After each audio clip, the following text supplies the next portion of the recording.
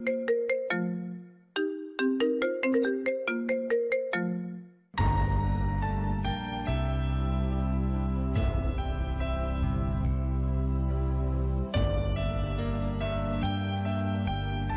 1 মাস ঘরবন্দি হয়ে আছি আমি। জানালা দিয়ে শুধু বাইরের আলোটুকুই দেখতে পাই। বাইরের আলো যখন আমার চোখে পড়ে, মুহূর্তেই জলে ভরে আসে চোখটা। সহ্য ক্ষমতা কমে আসে ধীরে ধীরে। চোখটা ঝাপসা হতে শুরু করে। চোখের সামনে ভেসে ওঠে সেই ভয়ঙ্কর দৃশ্যটা, বাবা মাকে চোখের সামনে হারানোর দৃশ্য। এতটা বেপরোয়া কেন আমি? আমার এই চোখের সামনে আমার বাবা মার মৃত্যু হলো, আর আমি কিনা কিচ্ছু করতে পারলাম না, একদম কিচ্ছুটি না। মাঝে মাঝে মনে হয় মরে যাই, কিন্তু আত্মহত্যায় কি সব কিছুর সমাধান? অবশ্যই না। এতে একুল ওকুল সব হারাবো আমি। অন্তত জাহান্নামী হওয়া থেকে এই জীবনটাই ঢের ভালো। কিন্তু কেন যেন মনটা বোঝে না সেটা। প্রতিটা মুহূর্তে ভয়ঙ্কর অসহ্যতায় ভুগছি আমি। মনে হয় আমি যেন জীবন্ত লাশ হয়ে গেছি।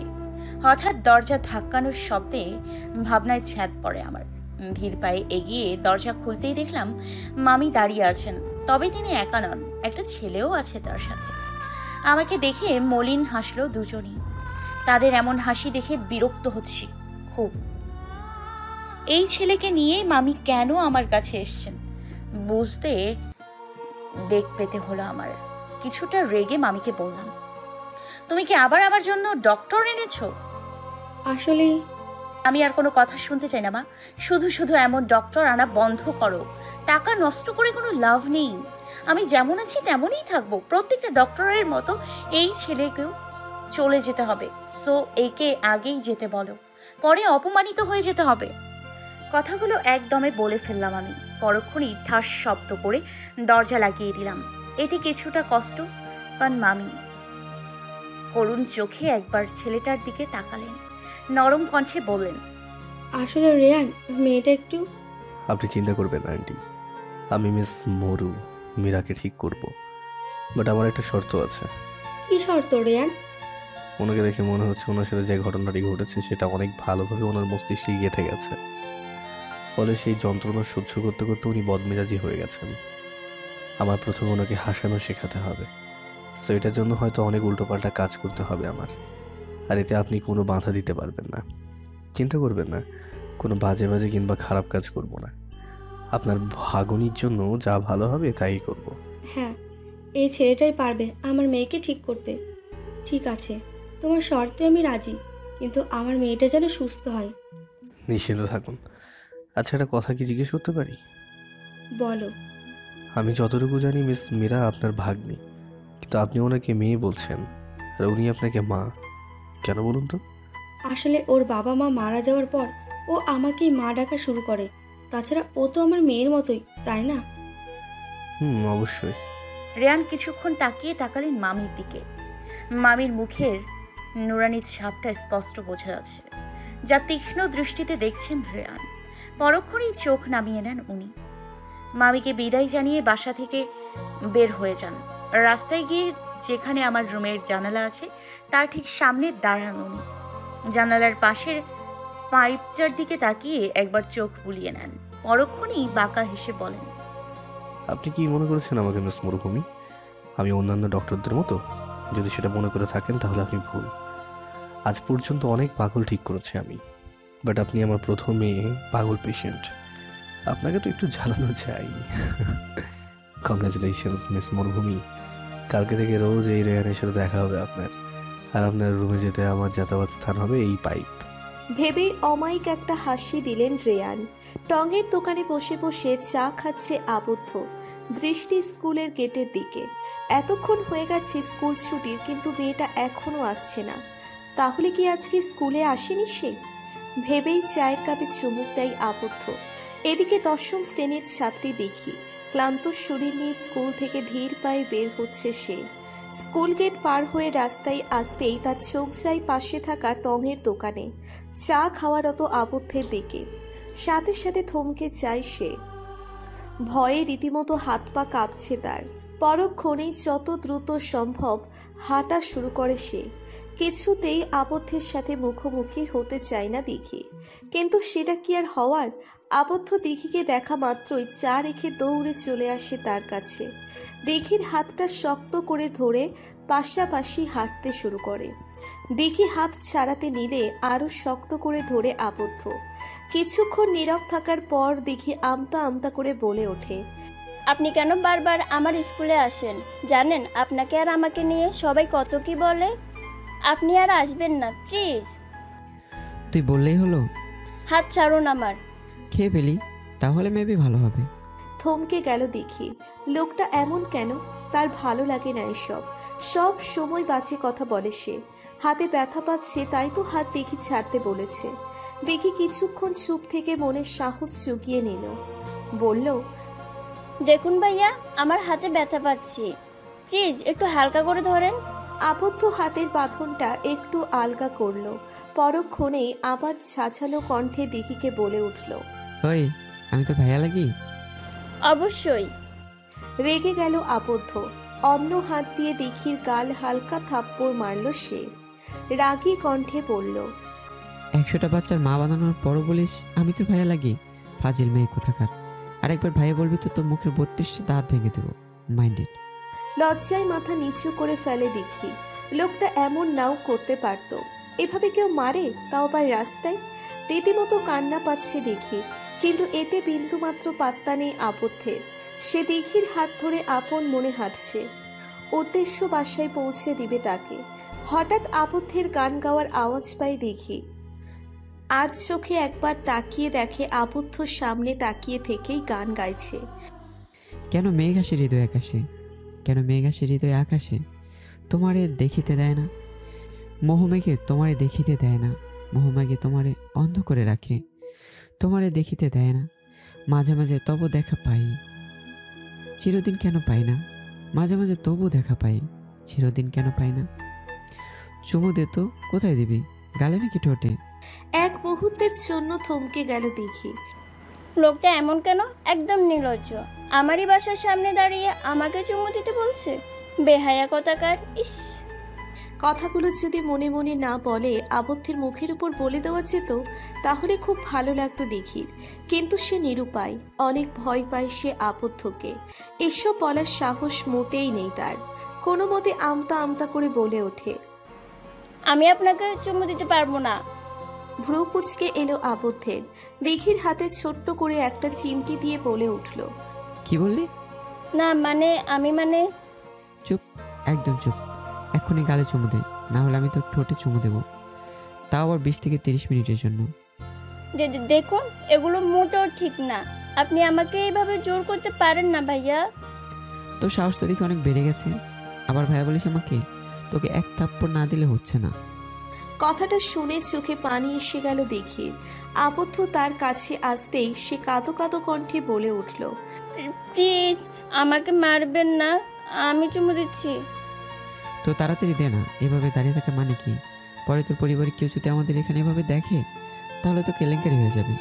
কিঞ্চিত অবাক হলো দিঘি। লোকটার তাহলে এসবের খেয়াল আছে? না, মানে যেভাবে হাত ধরে দিঘিকে বাড়ির পিছনে নিয়ে এসেছে, তাতে তো মনে হয়েছিল দিঘি তার বউ, আর এটা তার শ্বশুর বাড়ি। কেউ যদি তাদের একসাথে দেখেও তাহলে কোনো সমস্যাই হবে না। তার হাবভাব দেখে তো দিঘির সেটাই মনে হয়েছিল। দিঘির ভাবটাই ছেদ করে আবদ্ধ ধমক দিয়ে বলে ওঠে, কি সমস্যা কি তোর? তাড়াতাড়ি চুমু দিবি, নাকি আমি আমার 20-30 মিনিটের চুমু অ্যাপ্লাই করবো? আজ চোখে আবদ্ধকে একবার দেখে নিল দিঘি।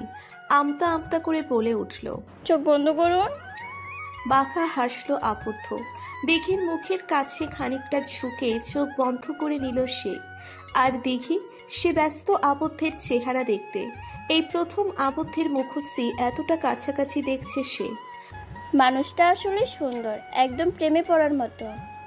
ভেবেই আরেকটু পর্যবেক্ষণ করে দেখতে লাগলো সে আবদ্ধকে।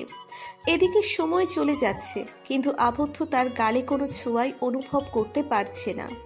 এবার বেশ রাগ হচ্ছে তার। ক্ষণিকটা ধমকের সুরে বলে ওঠে, কি হলো, এতক্ষণ লাগে চুমু দিতে? আবদ্ধের ধমকে কেঁপে উঠল দিঘি। ধীরে ধীরে এগিয়ে গেল আবদ্ধের গালের দিকে। আলতো করে গালে ঠোঁট ছোঁয়াতেই চোখ খুলে তাকালো আবদ্ধ। মুখে তার বিজয়ের হাসি।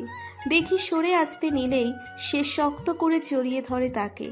শান্ত স্বরে বলে ওঠে, পিচ্ছি রে, আমার খুব প্রেম প্রেম পাচ্ছে, প্লিজ তাড়াতাড়ি বড় হয়ে যা, বিয়ে করবো তো তোকে। দিঘির কপালে ছোট্ট একটা চুমু দিয়ে সোজা হয়ে দাঁড়ালো আবদ্ধ। মুচকি হেসে আবার বলে উঠল, আসি তাহলে পিচ্ছি, কালকে আবার দেখা হবে। বলেই আর এক মুহূর্তও দাঁড়ালো না আবদ্ধ। চলে যেতে লাগলো নিজ গন্তব্যে। আর দেখি সে চেয়ে আছে আবদ্ধের যাওয়ার পানে। আবদ্ধের কথাই অবাক সে, প্রচুর অবাক। কিন্তু কথাগুলো মানে কি ছিল সেটা হয়তো বুঝতে পারেনি। বিছানায় গুটি সুটি মেরে বসে আছি আমি। সব কিছু কেমন অসহ্য লাগছে, মাথাটা ব্যথায় ফেটে যাচ্ছে। পাশে থাকা ব্লেড দিয়ে হাতের মাংস আলতো করে টান দিলাম। এখন ভালো লাগছে আমার। হঠাৎ ফোনের রিংটোন বেজে ওঠে। এতে বিরক্ত আমি, প্রচণ্ড বিরক্ত। পরপর 5 থেকে 6 বার বেজে উঠলেও ফোন রিসিভ করলাম না আমি। পরের বার ফোন বাজতেই ইচ্ছে না থাকা সত্ত্বেও ফোনটা হাতে নিলাম। ফোন রিসিভ করতেই অপর পাশ থেকে একজন ছেলের মধুর কণ্ঠ ভেসে ওঠে কানে। হ্যালো মিস মরুভূমি, কেমন আছেন? সরি, রং নাম্বার বলেই ফোনটা কাটতে যাব, ঠিক তখনই আবার সেই ছেলের মধুর কণ্ঠ আমার কানে এসে বাড়ি লাগে। আরে আরে, ফোন কাটবে না মিস মীরা, আমি ঠিক নাম্বারেই কল করেছি। ভ্রু কুচকে এলো আমার। যদি সে জানেই আমার নাম মীরা, তাহলে আমাকে মরুভূমি ডাকার কারণ কি? কিছুটা বিরক্তি নিয়েই তাকে বললাম, তাহলে মরুভূমি বলছেন কেন আমায়? কি বলতে চান তাড়াতাড়ি বলুন। আপনার আউল ফাউল কথা শুনতে মোটেও ইচ্ছুক নই আমি। ভালোভাবে কথা বলতে গিয়েও কিছুটা রেগে গেলাম আমি। কিন্তু অপর পাশ থেকে খুবই শান্ত কণ্ঠে ছেলেটি বলে উঠল, আমি রেয়ান, আপনার নিউ ডক্টর। এবার মেজাজ আমার টুঙ্গে। ইচ্ছে মতো অপমান করে ফোনটা কেটে দিলাম আমি। কিন্তু অবাক করার বিষয় হলো, অপর পাশ থেকে ছেলেটি টু শব্দটিও করেনি। যদি কিছু শোনা গেছে তাহলে সেটা শুধু তার দীর্ঘশ্বাস। সব কাজ শেষ করে রাতের দিকে বাসায় আসে আবদ্ধ। ড্রয়িং রুমে গিয়েই সোফায় ধপ করে বসে পড়ে সে। খানিকটা চিল্লিয়েই বলে ওঠে, মা, আমার খাবার দাও, খুব ক্ষুধা লেগেছে। সাথে সাথে কারো আওয়াজ শোনা গেল। আনছি। টিভির রিমোট হাতে নিল আবদ্ধ। গানের চ্যানেল দিয়েই সামনে থাকা টেবিলে 2 পা রেখে আয়েশ করে বসল সে। চোখ বন্ধ করে গান শুনছে, তখনই তার মা এসে খাবার রেখে দিল টেবিলে। পরক্ষণে ক্লান্ত কণ্ঠে বলে উঠলেন, আজকে মীরার জন্য নতুন ডাক্তার এসেছিল। চোখ খুলে তাকালো আবদ্ধ। সোজা হয়ে বসে বলে উঠল, মীরাপু কি বললো? কি আর বলবে, বলেছে আগে যেন চলে যাই, না হলে অপমান করে বিদায় করবে ছেলেটাকে। ডক্টরের নাম কি? রেয়ান, আমার বান্ধবীর ছেলে। ও, মাথা নিচু করে ফেললো আবদ্ধ। সব কিছু কেমন গুলিয়ে যাচ্ছে তার। বড় বোনকে কষ্ট পেতে দেখে তারও যে কষ্ট হচ্ছে। আবদ্ধের মনমরা অবস্থা দেখে মামি সান্ত্বনার ভঙ্গিতে তাকে বলে উঠল, চিন্তা করিস না, ছেলেটা বলেছে সে মীরাকে সুস্থ করার চেষ্টা করবে। দেখিস ও ঠিক হয়ে যাবে খুব তাড়াতাড়ি। সেটাই যেন হয়। বলেই একটা দীর্ঘশ্বাস ফেললো আবদ্ধ। সকালে ঘুমের মাঝে অনুভব করছি কারোর গরম নিঃশ্বাস আমার মুখে আছড়ে পড়ছে। চোখ খুলতেই চোখ বড় বড় হয়ে গেল আমার। কালকে মামির সাথে আসা ডক্টরটা আমার মুখের উপর ঝুঁকে আছে, মুখে তার বাঁকা হাসি। কিছু করতে যাব তার আগেই সে আমার মুখে কাপড় জাতীয় কিছু চেপে ধরে। সাথে সাথে নাকে এক ধরনের নেশাক্ত গন্ধ বাড়ি খেতে শুরু করে। চোখটা ঝাপসা হয়ে ওঠে মুহূর্তেই। মনে হচ্ছে যেন কত শত বছর ঘুমানো হয় না আমার। এখন একটু ঘুমানো খুব প্রয়োজন। ভাবতে না ভাবতেই ঘুমের দেশে তলিয়ে যাই আমি। অন্ধকার রুমে হাত পা বাঁধা অবস্থায় চেয়ারে বসে আছি আমি। ছোটারও প্রাণ চেষ্টা করছি, কিন্তু প্রতিবারই আমি ব্যর্থ। অন্ধকারে বেশ বুঝতে পারছি কেউ আমার আশেপাশে ঘুরঘুর করছে, কিন্তু কে? হঠাৎ কোথা থেকে এক রাশ আলো এসে সারা ঘর আলোকিত করে দিল। তখনই দেখলাম আমার সামনে প্যান্টের পকেটে 2 হাত ঢুকিয়ে দাঁড়িয়ে আছে সেই পাগল ডক্টরটা। কিঞ্চিত ভয় লাগলো আমার। কিছু বলতে যাব তার আগেই ছেলেটা আমার গালে জোরে সোরে একটা থাপ্পড় লাগিয়ে দিল। হতবাক আমি। মারলো কেন আমায়? মুহূর্তেই চোখে পানি এসে জমা হলো আমার। ঝাঁঝালো কণ্ঠে ছেলেটাকে বললাম, কি সমস্যা কি আপনার? আমাকে মারলেন কেন? আর এখানেই বা এনেছেন কেন? আপনার সাহস দেখে আমি অবাক হয়ে যাচ্ছি। আমাকে এক্ষুনি এখান থেকে যেতে দিন, তা না হলে পুলিশের কাছে নিয়ে যাব আপনাকে। ও রিয়েলি? কীভাবে শুনি? না মানে আপনাকে তো আমি আটকে রেখেছি, তাহলে আপনি কীভাবে আমাকে পুলিশের কাছে নিয়ে যাবেন? Please explain me. দেখুন, যেতে দিন আমাকে। যদি বলি দেবো না? কেন আটকে রেখেছেন আমাকে? আপনি তো জানেন আমি মানসিকভাবে অসুস্থ, তাহলে আমাকে কি প্রয়োজন আপনার? আপনার ট্রিটমেন্ট হবে এখানে। মানে? মিস মরুভূমি, একই রুমে থাকতে থাকতে আপনি বোর হন না? আই থিঙ্ক হন, তাই নতুন পরিবেশে নতুন রুমে এনেছি। এখানে আপনার বেটার ট্রিটমেন্ট হবে। আমি কোনো ট্রিটমেন্ট করতে চাই না, আমাকে এখান থেকে যেতে দিন প্লিজ।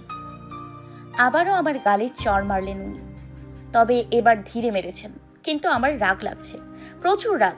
চোখ রাঙিয়ে তাকে বলে উঠলাম, দেখুন আমার কথার মাঝপথেই আমার বাম হাতের বাহু শক্ত করে চেপে ধরেন উনি। হাতের কাটা দাগগুলোকে উদ্দেশ্য করে রাগী কণ্ঠে বলে উঠলেন, এগুলো কি? আপনাকে বলার প্রয়োজন বোধ করছি না। আমার উত্তর হয়তো ওনার পছন্দ হয়নি, আরও জোরে চিল্লিয়ে বলে উঠলেন, I said what is this?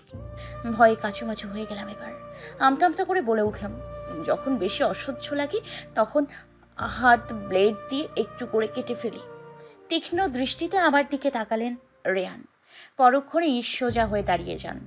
মুখে স্পষ্ট রাগের ছাপ ফুটে উঠেছে তার। গম্ভীর কণ্ঠে আমাকে বলে ওঠেন, আজকে দিনটা এইভাবে থাকবেন আপনি, সাথে খাবারও বন্ধ আপনার। প্রতি উত্তরে আমার কোনো কথা শোনার প্রয়োজন বোধ করলেন না উনি। সোজা বের হয়ে গেলেন রুম থেকে। এদিকে আমি আকুতি মিনতি করেই যাচ্ছি হাত পায়ের বাঁধন খুলে দেওয়ার জন্য, কিন্তু সে আসছে না মোটেও। পাশাপাশি বসে আছে আবদ্ধ আর দেখি।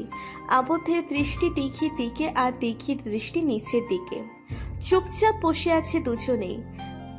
নীরবতা ভেঙে আবদ্ধ বলে ওঠে, সরি। মাথা তুলে আবদ্ধের দিকে তাকালো দেখি। চোখে মুখে প্রশ্ন তার। সরি কেন বলছে আবদ্ধ?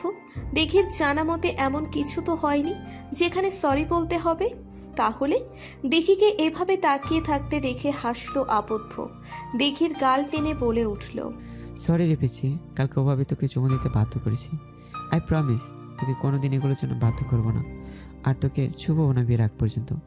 কিন্তু তোর হাতটা একটু ধরতে দিস আমাকে, মাঝে মাঝে একটু জড়িয়ে ধরতে দিস, একটু গাল টানতে দিস, আর কোনো একদিন বেশি মন খারাপ লাগলে কিংবা বেশি খুশি লাগলে একটু কপালে চুমু দিতে দিস, এতে চলবে আমার। বলেই মাথা নিচু করে ফেলল আবদ্ধ। অবাক নয়নে তাকিয়ে আছে দিঘি তার দিকে।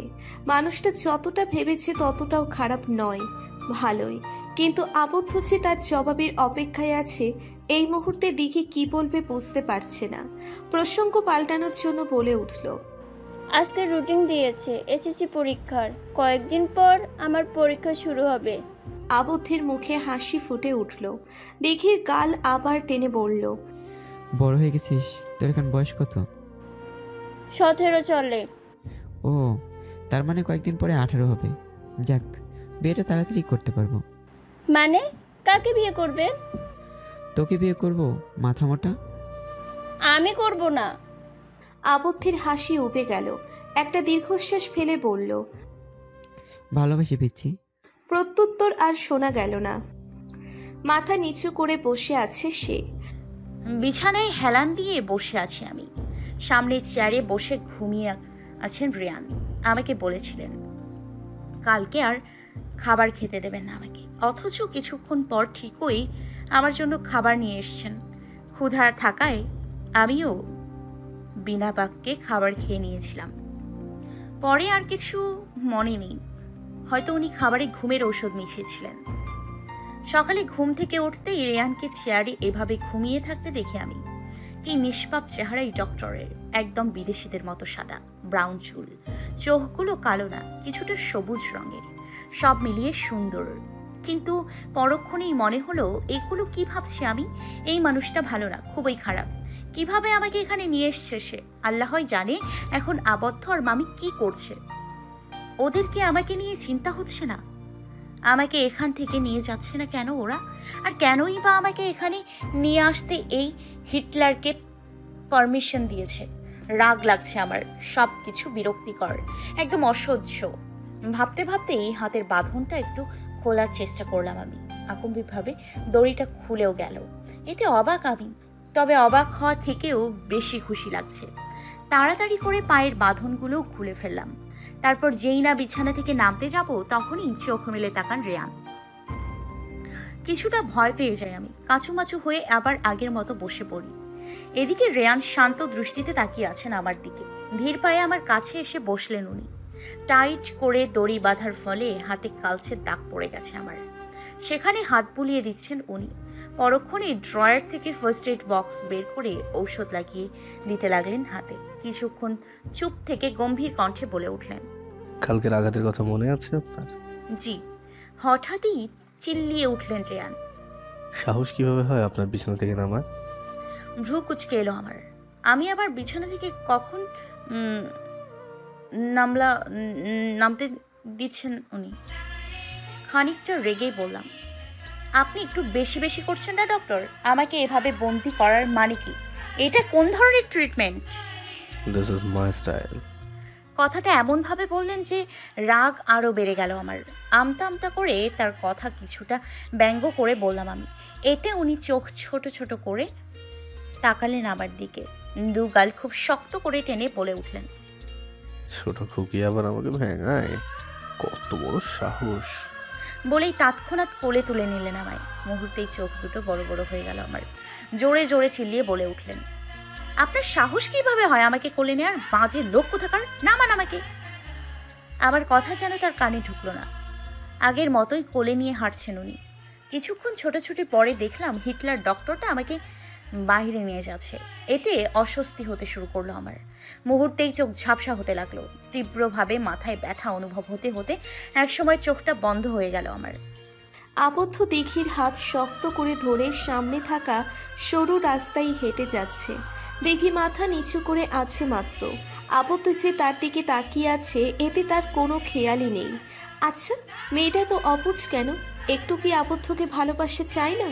চোখে চোখ রেখে কথা বললে কি খুব বেশি ক্ষতি হবে?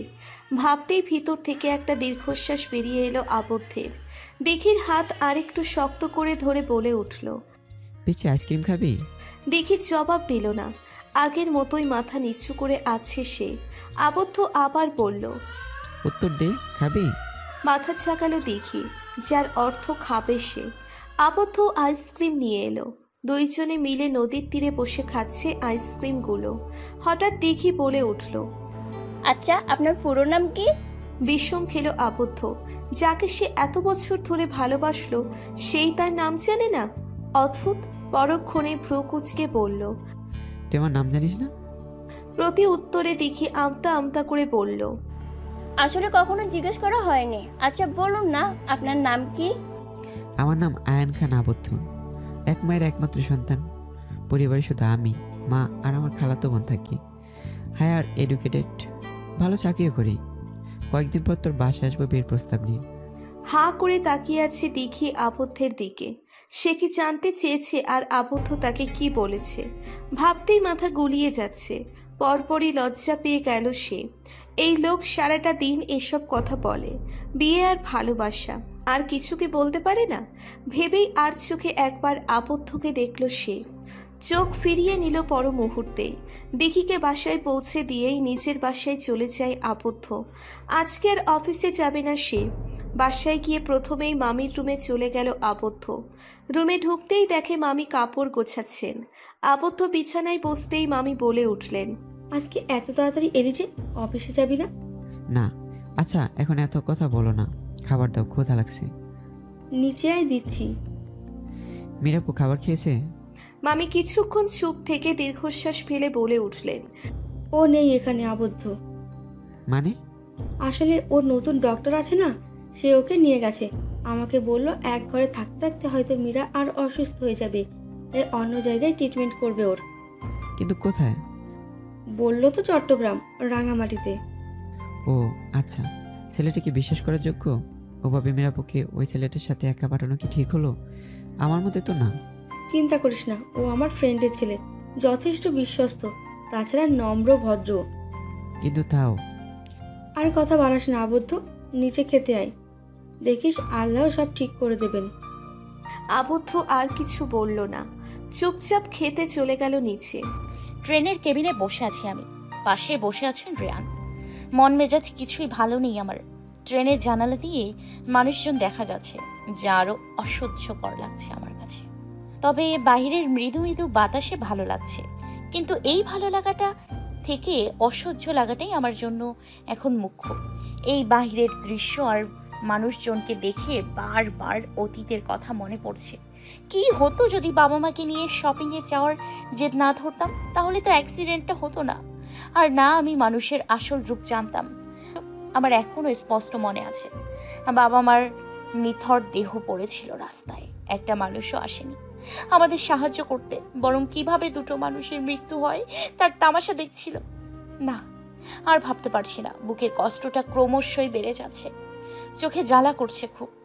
ধীরে ধীরে ঢলে পড়লাম রেহানের বুকে, আর সে হাত বুলিয়ে দিচ্ছে আমার চুলে। জানালা দিয়ে বাহিরের দৃশ্য দেখে যাচ্ছি। প্রকৃতির সব কিছুই যেন মনোমুগ্ধকর। দেখতেই মনটা শান্ত হয়ে যায় বরাবরই। তবে আমি শান্ত হতে পারছি না, একরকম অস্বস্তি কাজ করছে আমার ভেতর। মাথাটা ব্যথায় ফেটে যাচ্ছে। কোনো শক্ত কিছু দিয়ে যদি মাথায় বাড়ি দেওয়া যেত, তাহলে হয়তো এই ভয়ঙ্কর ব্যথা থেকে মুক্তি পেতাম আমি। কিন্তু আফসোস, তেমনটা করতে পারবো না আমি। নির্বাক কষ্টগুলো সহ্য করতে হবে আমায় ভেবেই দীর্ঘশ্বাস ফেললাম। রেয়ানের বুকেই মাথা রেখে আছি, সে হাত বুলিয়ে দিচ্ছে আমার মাথায়।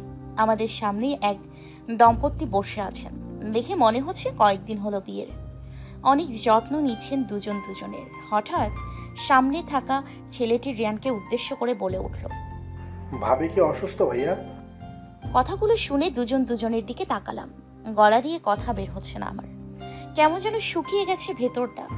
কষ্ট করে কিছু বলতে যাব, তার আগেই রিয়ান কিঞ্চিত হেসে বলে উঠলেন, একটু অসুস্থ। হতভাগামি, ডক্টরের আগে বলা উচিত আমি তার স্ত্রী না। তারপর না হয় এই কথাটা বলতে পারতেন, কিন্তু উনি কি করলেন? রাগ হলো আমার। রেয়ানকে খোঁচা দিয়ে চোখ রাঙিয়ে তাকালাম তার দিকে। আমার এভাবে করার কারণ জানা সত্ত্বেও উনি চুপ করে রইলেন। পরক্ষণেই বাঁকা হাসলেন উনি। সামনে থাকা ছেলেটির উদ্দেশ্যে আবার বলে উঠলেন, আমরা হানিমুনে যাচ্ছি, আপনারা? চোখ বড় বড় করে তাকালাম রেয়ানের দিকে, কিন্তু এতে তার কোনো হেলদোল নেই। সে আগেই নেই বসে আছেন, হয়তো ছেলেটির উত্তরের অপেক্ষায়। ছেলেটি মুচকি হেসে বলে উঠল, হ্যাঁ আমরাও। পরক্ষণেই নিজের এক হাত এগিয়ে দিল রেয়ানের দিকে আর বলল, আমার নাম তন্ময়, আমার স্ত্রীর নাম কুহু। আপনাদের সাথে দেখা করে খুশি হলাম। হাসলেন রেয়ান। তন্ময়ের সাথে হাত মিলিয়ে বলল, আমরাও। আমি রিয়ান, উনি হচ্ছেন মীরা। ও, তা আপনারা হানিমুনে কোথায় যাচ্ছেন? রাঙামাটি। আর চোখে তাকালাম রেয়ানের দিকে। তাহলে উনি আমাকে রাঙামাটি নিয়ে যাচ্ছেন? কিন্তু কেন? উফ, ভালো লাগছে না কিছু। এভাবে জোর করে কোথাও নিয়ে যাওয়ার মানে আছে? এসব কোন ধরনের ডক্টরের কাজ? আমার তো কোনো অ্যাঙ্গেল থেকেই এই মানুষটাকে ডক্টর মনে হয় না। অসভ্য লোক কোথাকার। এতক্ষণ রেয়ানের বুকে মাথা রেখে থাকলেও এখন মোটেও ভালো লাগছে না সেটা। একটু সরে আসতে নিলেই আমার কোমর শক্ত করে চেপে ধরলেন রেয়ান। কানের কাছে এসে ফিসফিসিয়ে বলে উঠলেন, মরুভূমি, এত নড়াচড়া কেন করছেন আপনি? আর একবার নড়াচড়া করলে কিন্তু ওদের সামনেই চুমু দিয়ে দেবো। So be careful. আমি কিন্তু আমার কথা রাখি। চোখ টিপ মেরে সোজা হয়ে বসলেন রেয়ান। আমাকে তার বুকের সাথে আরেকটু চেপে ধরে তন্ময়ের সাথে আড্ডা দিতে লেগে গেলেন। আর আমি তো এখনো শকে আছি। এতটা অসভ্য একটা মানুষ কিভাবে হয়? কিচ্ছু আটকায় না মুখে। নির্লজ্জ বেহায়া ডক্টর। প্রতিনিয়তই একটা অনিশ্চিত ভবিষ্যতের দিকে আগাচ্ছে আবদ্ধ। পরবর্তীতে কি আর দিঘির সম্পর্কটা আগাবে, নাকি এটা ক্ষণিকের জন্য? আদেও কি দিঘি তাকে ভালোবাসবে? প্রশ্নগুলো বেশ জটিল আবদ্ধের কাছে। আপাতত এসব জটিল প্রশ্নের উত্তর খুঁজতে চায় না সে। থাক না এভাবে, যেভাবে আছে সেভাবেই তো ভালো আছে সে। দিঘির সাথে একটু হলেও তো দেখা করতে পারছে সে, এটাই অনেক তার জন্য। পিচ্ছি মেয়েটাকে যে কিভাবে যেন ভালোবেসে ফেলেছে আবদ্ধ। মেয়েটার মিষ্টি চেহারা, কথায় কথায় লজ্জা পাওয়া, আবদ্ধের দিকে ভয়ার্থক দৃষ্টিতে তাকানো, সবই যে আবদ্ধকে ঘায়েল করে। একবার নয়, শত শতবার করে। ভাবতেই মুচকি হাসলো আবদ্ধ। নদীর দিক থেকে নজর সরিয়ে দিঘির দিকে তাকালো। গাছের সাথে হেলান দিয়ে বই পড়ছে মেয়েটা। আবদ্ধের কঠিন আদেশ বলে কথা। অমান্য করা যাবে না। কিছু একটা ভেবে আবদ্ধ বলে উঠল, পড়া শেষ হয়েছে তোর? আর একটু। আচ্ছা, আর পড়াতে হবে না। রাস্তায় হাঁটবি? পা ব্যথা করছে আমার। চোখ ছোট ছোট করে দিঘির দিকে তাকালো আবদ্ধ, তারপর দুষ্টুমি করে বলল। কোলে নিব? লজ্জা পেল দিঘি, তাড়াতাড়ি মাথা ডানে বামে ঝাঁকালো সে। হালকা স্বরে বলে উঠল, আপনি অনেক নির্লজ্জ।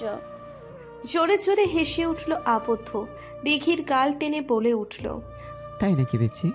জবাব দিল না দিঘি, মুখে অন্যদিকে ফিরিয়ে নিল। এতে আরেক দফা হাসল আবদ্ধ। দিঘির হাত ধরে এক টানে দাঁড় করালো তাকে, তারপর বলল, পিচ্ছি রে, এই বুড়োটা যে তোকে ভালোবেসে ফেলেছে, এখন তো তোকে প্রতিনিয়ত কষ্ট করতে হবে। এতটুকুই যদি হাঁপিয়ে যাস তাহলে পরবর্তীতে কি করবি? এখন তো মাত্র পথ চলা। প্রতি উত্তরের আর অপেক্ষা করল না আবদ্ধ, দিঘিকে নিয়ে হাঁটতে লাগলো অজানা গন্তব্যে। রেয়ানের বুকে মাথা রেখে ঘুমিয়ে পড়েছিলাম আমি। ঘুম থেকে উঠতেই দেখলাম আমাদের সামনের সিটে যে দম্পতি ছিল তারা আর নেই, হয়তো নেমে গেছেন। মাথা তুলে তাকাতেই দেখলাম রেয়ান আমার দিকেই তাকিয়ে আছেন। আমার দিকে একটা মিষ্টি হাসি ছুঁড়ে মারলেন উনি। সেই হাসিটি ছিল ভুবন ভোলানো হাসি। কেন যেন আমিই হেসে দিলাম তার সাথে। পরক্ষণেই হুঁশ ফিরল আমার। তাড়াতাড়ি সরে আসলাম তার কাছ থেকে। কিন্তু এবার আরও ভয়ঙ্কর কিছু ঘটে গেল। আমার কাছে এসে আমার কপালে আলতো করে ঠোঁট ছুঁয়ে উনি বলে উঠলেন, গুড আফটারনুন মরুভূমি। হতভম্ব হয়ে তাকিয়ে রইলাম তার দিকে। কি হয়েছে বুঝতে সময় লেগে গেল আমার বেশ। পরক্ষণেই বুঝতে পেরে চোখ দুটো অস্বাভাবিকভাবে বড় হয়ে গেল আমার। সবার সামনে পাজা কোলে নিয়ে হোটেলের দিকে এগোচ্ছেন রেয়ান। আশেপাশে সব মানুষ ড্যাব ড্যাব করে তাকিয়ে আছে আমার দিকে। অস্বস্তির শেষ সীমানায় আমি। নামার জন্য ছটফট করছি, তাও কোনো লাভ হচ্ছে না।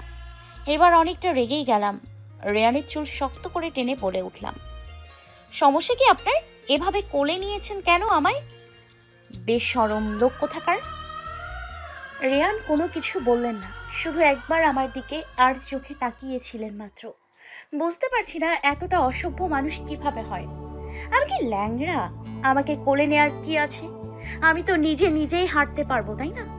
তার এসব আদিক্ষেতা বিরক্তিকর শেষ সীমানায় নিয়ে যাচ্ছে আমায়। তার ওপর মানুষের এভাবে তাকানো, উফ, অসহ্য। লিফটে উঠতেই রেয়ান আমার কানে জোরে একটা কামড় বসিয়ে দেন। পরক্ষণেই সেখানে চুমু দিয়ে বলে ওঠেন, মরুভূমি, আপনি তো দেখি মরুভূমির সাপের মতো নড়াচড়াও করতে পারেন। এত নড়াচড়া মানুষ করে? হ্যাঁ, চুপচাপ থাকতে পারেন না? চুপচাপ মাই ফুট। আমাকে একটা কথা বলুন তো, লজ্জা করে না আপনার এভাবে একটা মেয়েকে বিরক্ত করতে? এটাই কি আপনার রোগীদের ঠিক করার ট্রিটমেন্ট? অবশ্যই না, এগুলো তো শুধু আপনার জন্য মাই ডিয়ার মরুভূমি। কেন কেন? শুধু আমার জন্য কেন? তাছাড়া আমার নাম মীরা, মরুভূমি না। তাই এই নামে আমাকে ডাকবেন না, বুঝেছেন? আপনি বললেই হলো, আমার এই নাম ভালো লাগে, আমি এই নামেই ডাকবো। আর কি যেন বললেন? আমি আপনাকে এইভাবে ট্রিটমেন্ট কেন করি, রাইট? সেটাই, আমাকেই এভাবে ট্রিটমেন্ট কেন করান? শুনুন, আমার আপনাকে একদম ভালো লাগে না, প্রচণ্ড রকমের অসহ্য লাগে। সো প্লিজ আমাকে আমার মামির কাছে দিয়ে আসুন। দীর্ঘশ্বাস ফেললেন রেয়ান। কিছুক্ষণ লিফটের ওপরে ছোট স্ক্রিনে থাকা নম্বরের দিকে তাকিয়ে থেকে আমার দিকে তাকালেন। শান্ত স্বরে বলে উঠলেন, বিয়ে করবে না মাই মরুভূমি? কথাটা যত না শান্তভাবে বলেছেন ততটাই ভয়ঙ্করের অর্থ। কিন্তু এই মুহূর্তে তার কথাটি আমার মাথার উপর দিয়ে গিয়েছে। আসলে কি বলতে চাইছেন উনি? মাথা ঠিক আছে তো ওনার? রুমে বসে ছটফট করছে আবদ্ধ। কেন যেন দিঘিকে দেখতে খুব ইচ্ছে করছে তার। একবার দেখে আসলে কেমন হয়? তাছাড়া এখন তো মাত্র সন্ধ্যা, যাওয়াই চাই ওর কাছে। ভেবেই আবদ্ধ টেবিল থেকে গাড়ির চাবি নিয়ে নিল। তারপর বের হয়ে গেল বাসা থেকে। উদ্দেশ্য দিঘির বাসায় যাবে। দিঘির বাসায় পৌঁছতেই প্রথমে দিঘির রুমের জানালার কাছে দাঁড়ায় সে। দিঘি টেবিলে বসে পড়ছিল। কেউ যে জানালার সামনে এসে দাঁড়িয়ে আছে এতে তার কোনো খেয়ালই নেই। আবদ্ধ কিছুটা ফিসফিসিয়ে দিঘির নাম ধরে ডাকতেই জানালার দিকে তাকালো দিঘি। জানালার ধারে আবদ্ধকে দাঁড়িয়ে থাকতে দেখতেই বড় ধরনের অবাক হয়েছে সে। তাড়াতাড়ি আবদ্ধের কাছে গিয়ে বলে উঠল সে, আপনি এখানে এত রাতে? এত রাত কই, এখন তো মাত্র সন্ধ্যা নামলো। তাছাড়া তোকে দেখতে ইচ্ছে করছিল, তাই চলে এলাম। তাই বলে এখন? সকালে না দেখা হয়েছে আমাদের? চুপ, বেশি কথা বলবি না তো। যা, আমার জন্য কফি নিয়ে আয়, তোর সাথে গল্প করবো আর কফি খাবো। কিন্তু দেখি যাচ্ছে না, যে জায়গায় ছিল সেখানেই ঠাঁই দাঁড়িয়ে আছে। এতে আবদ্ধ কিছুটা বিরক্ত হলো, বিরক্ত নিয়ে বলে, কি হয়েছে? তোকে কি বলেছি আমার পিচ্ছি? এবার মুখ খুলল দেখি, মাথা নিচু করে আমতা আমতা করে বলে উঠল, আমাদের ঘরে কফি নেই, চা হলে হবে? কিছুক্ষণ তাকিয়ে রইল আবদ্ধ দিঘির দিকে, শান্ত স্বরে বলল, জানি আয়, আমি অপেক্ষা করছি। আর এক মুহূর্তও দাঁড়ালো না দেখি, চলে গেল চা বানাতে। চা বানিয়ে রুমে এসেই দেখে আবদ্ধ তার বিছানায় পায়ের উপর পা তুলে বসে আছে। কিঞ্চিত অবাক হলো দেখি, পরক্ষণে আবদ্ধের কাছে গিয়ে দাঁড়িয়ে বলল, আপনার চা। দে। সোজা হয়ে বসলো আবদ্ধ, চায়ের কাপ হাতে নিয়ে আয়েশ করে চা খাচ্ছে সে। দেখি পাশের চেয়ারে বসে মাথা নিচু করে আছে মাত্র, ঠিক বুঝতে পারছে না এখন কি করা উচিত, তাই মাথা নিচু করে বসে থাকাই এখন তার জন্যে উত্তম। কিছুক্ষণের মধ্যেই আবদ্ধের চা খাওয়া শেষ হয়ে যায়। চায়ের কাপটা টেবিলে রেখে দাঁড়িয়ে যায় সে, তারপর দিঘির হাত ধরে দাঁড় করায়। দিঘির কপালে ছোট্ট একটা চুমু দিয়ে দিঘির ডান হাতের অনামিকা আঙ্গুলে একটা আংটি পরিয়ে দেয় আবদ্ধ। আর দিঘি, সে এখন বিস্ময়ের শেষ প্রান্তে, বুঝতে পারছে না কি করবে। সব ওলট পালট হয়ে যাচ্ছে তার, শুধু আমতা আমতা করছে সে। তা দেখে আবদ্ধ দিঘির গাল টেনে হেসে বলে ওঠে, এত চিন্তার কিছু নেই, তোকে শুধু নিজের করে রাখলাম, বুঝেছিস? আর শোন, এটা খুলবি না কখনো, কেমন? তৎক্ষণাৎ দিঘি মাথা ঝাঁকালো, যার অর্থ খুলবে না সে। দিঘির এমন ইশারায় মুচকি হাসল আবদ্ধ, তারপর বলল, যাই রে পিচ্ছি, নিজের খেয়াল রাখিস। দিঘি কিছু বলল না, নির্বাক দাঁড়িয়ে রইল, তার দৃষ্টি এখন হাতে থাকা আংটির দিকে। চেয়ারে বসে হাতে থাকা রিভলভার এপাশ ওপাশ ঘোরাচ্ছেন রেয়ান, আর আমি বিছানায় গুটিসুটি মেরে বসে আছি। ভয় রীতিমতো হাত পা কাঁপছে আমার দোষ এটাই যে ওনার সেই কথাটা বলার পর আমি কিছুই না ভেবেই ওনাকে থাপ্পড় মেরে দিয়েছিলাম, যার ফলস্বরূপ আমাকে এভাবে রিভলভার দেখিয়ে ভয় দেখাচ্ছেন উনি। খানিকটা সময় নিয়ে মনের সাহস সঞ্চয় করে ধীর কণ্ঠে তাকে বলে উঠলাম, এই বন্দুক আপনার কাছে কিভাবে? আমার সেফটির জন্য আমি রাখি, লাইসেন্স তো আছে, কে জানে কখন কাজে লেগে যায়। এই ধরুন এখন আপনাকে সাহায্য করার জন্য এই বন্দুকটা কতটা কাজে লাগছে আমার। আমি শুকনো ঢোক গিলে বললাম, কি করবেন আপনি আমাকে? দেখুন, আপনি একজন ডক্টর, পেশেন্টের সাথে এমন করছেন কেন? এটা কি ধরনের ব্যবহার? আপনাকে এসব নিয়ে চিন্তা করতে হবে না মিস, আপনি আমার পেশেন্ট ছাড়াও অন্য কিছু। সো আপনাকে কি করতে হবে না করতে হবে সেটা আমি আপনাকে বলবো, আপনি আমাকে বলবেন না। প্লিজ আমাকে আমার মামির কাছে দিয়ে আসুন, আমি থাকবো না আপনার কাছে। একটা জোরে ধমক দিলেন রেয়ান আমাকে। আমার একদম কাছে এসে বসে আমার কপালে বন্দুক তাক করলেন, দৃঢ় কণ্ঠে বলে উঠলেন, কি বললেন আবার বলুন তো? তার এমন কাণ্ডে মুখ দিয়ে কথা বের হচ্ছে না আমার মোটেও, চুপ করে আছি শুধু। আমাকে কিছু বলতে না দেখে আবারও ধমক দিলেন রেয়ান। এবার কিছুটা কেঁপে উঠলাম, আমতা আমতা করে বললাম, আমার ক্ষুধা লেগেছে, কিছু খাবো।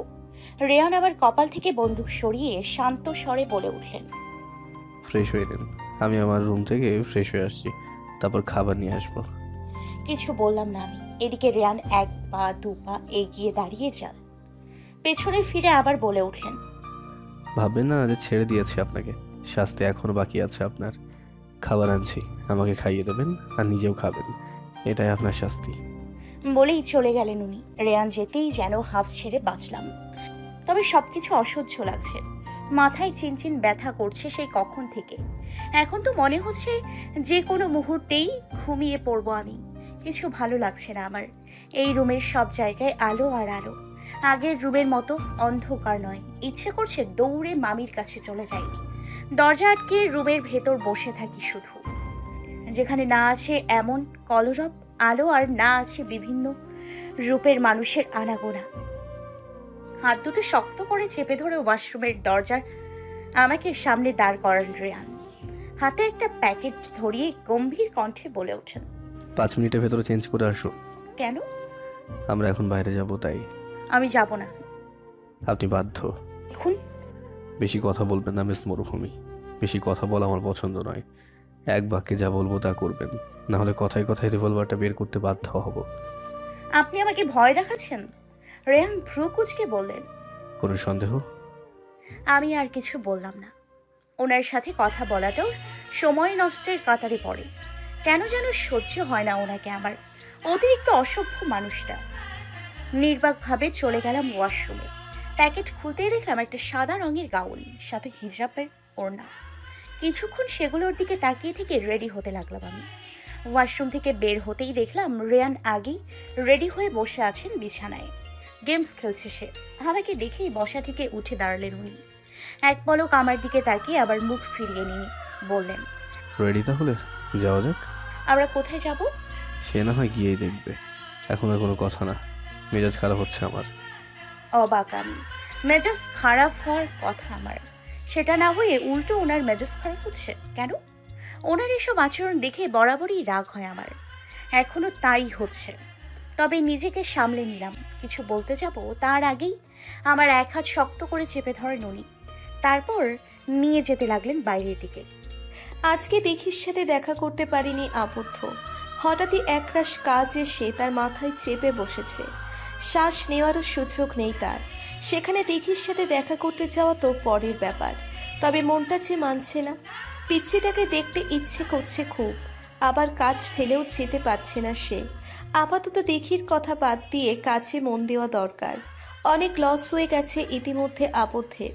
এগুলো পূরণ না করলে কঠিন কিছু সময়ের ভিতর দিয়ে যেতে হবে তার, যা আবদ্ধ চাইছে না, অন্তত এই মুহূর্তে না। কাজ করতে করতে প্রায় অনেকটাই দেরি হয়ে যায় আবদ্ধের। এখন বাসায় যাওয়ার পালা। অনেক ক্লান্ত সে। আপাতত বাসায় গিয়ে লম্বা একটা ঘুমের প্রয়োজন। টেবিল থেকে ওয়ালেট, ফোন আর গাড়ির চাবি নিয়ে বেরিয়ে পড়ল সে। বাসায় গিয়ে রুমে ঢুকেই সোজা বিছানায় গা এড়িয়ে দেয় আবদ্ধ।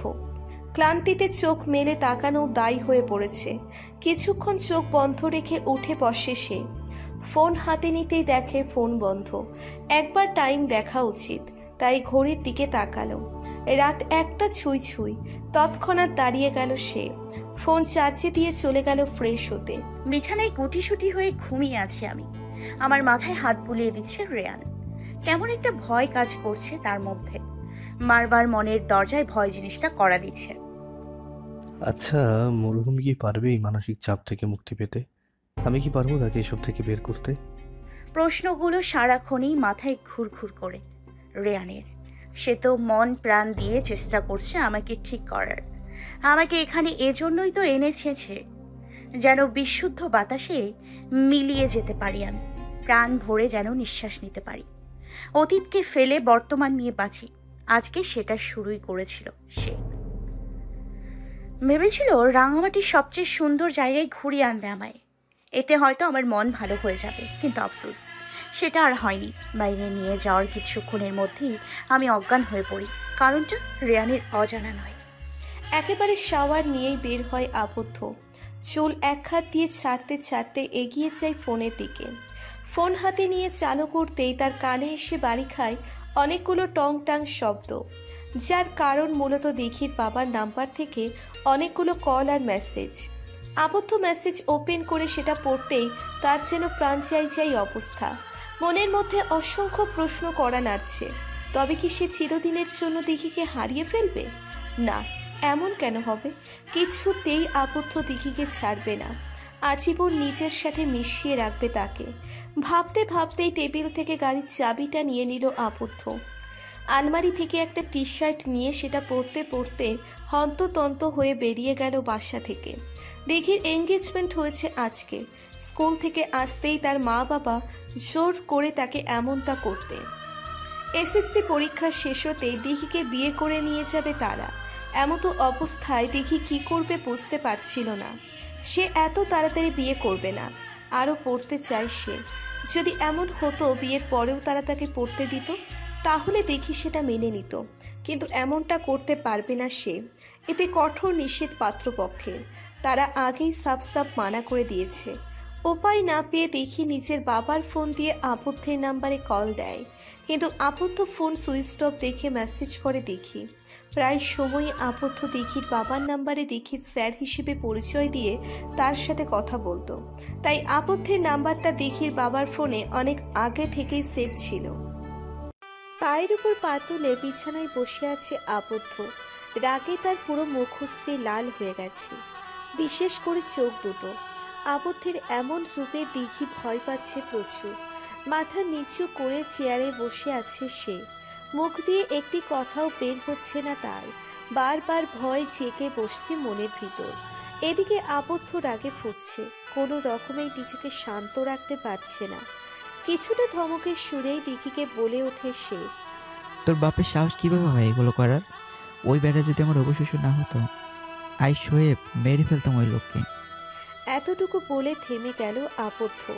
পরক্ষণে আবার বলে উঠল, আমার মেজাজ খারাপ হচ্ছে রে পিচ্ছি। তোর মা বাবা কি ঘুমাচ্ছে? মাথা ঝাঁকালো দিঘি, যার অর্থ হ্যাঁ, ঘুমোচ্ছে তার মা বাবা। দিঘির উত্তরটা ঠিক পছন্দ হয়নি আবদ্ধের। তারা জেগে থাকলে ভালো হতো, অনেক বোঝাপড়া বাকি আছে তাদের সাথে। কিন্তু এখন কি করবে সে? দিঘিকে কালকেই বিয়ে করলে কেমন হয়?